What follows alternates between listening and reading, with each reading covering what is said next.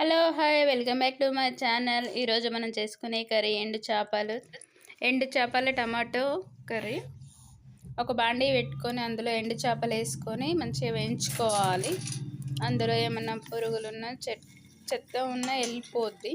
అటు ఇటు రెడ్గా వేయించుకోవాలి.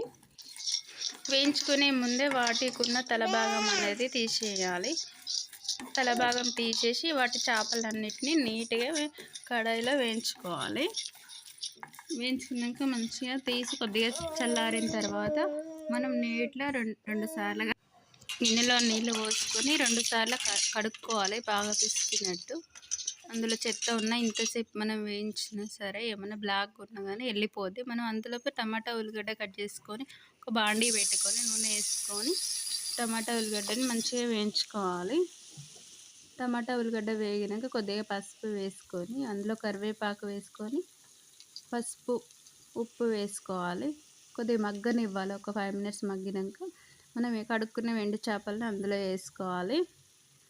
వీటిని ఒక 5 మినిట్స్ అనేది అటు ఇటు మగ్గనివ్వాలి. బాగా మగ్గిన తర్వాత లైట్గా వాటర్ వేసుకొని మగ్గనిచ్చినాక ధనియాల పొడి వేసుకొని ఎంతో టేస్ట్ అయిన ఎండు చేపల కూర. Please subscribe my channel.